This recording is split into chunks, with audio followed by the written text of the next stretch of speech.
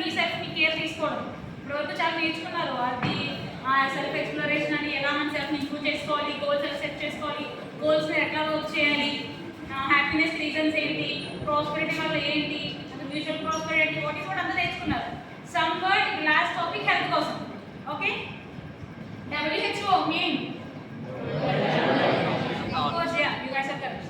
So ఇందాక అడిగాను, మళ్ళీ అడుగుతున్నాను, వ్యాక్సినేషన్కి మెడికేషన్కి డిఫరెన్స్ ఏంటి? వ్యాక్సినేషన్ ఇస్ నథింగ్ బట్ మీకు ఒక డిసీజ్ రాకుండా ప్రివెంట్ చేయడానికి అనమాట. It's like shield. మీకు ఆ డిసీజ్ రాకుండా ఫర్దర్ ఎప్పటికీ ఎఫెక్ట్ కాకుండా మీరు వ్యాక్సినేషన్ వేయించుకుంటారు. మెడికేషన్ ఇస్ నథింగ్ బట్ మీకు ఫీవర్, కాఫ్ వస్తాయి కదా, సో అది క్యూర్ చేసుకోవడానికి మెడికేషన్. డిఫరెన్స్ అర్థమైనా? Vaccination is for prevention, disease రాకుండా.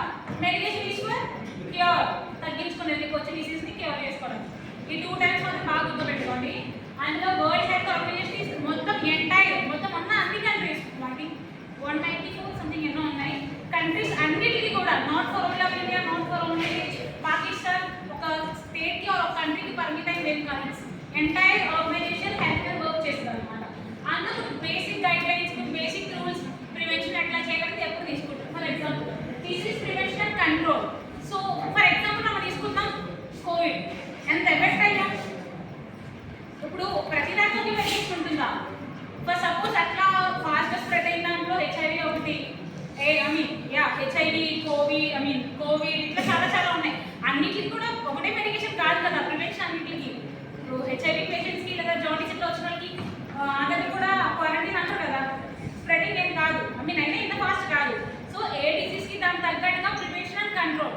ఇప్పుడు కోవిడ్ వచ్చింది, కోవిషీల్డ్, కోవాక్సిన్, లైక్ ఎలా మనం వ్యాక్సినేషన్ దాని తగ్గట్టుగానే క్రియేట్ చేసాం కదా.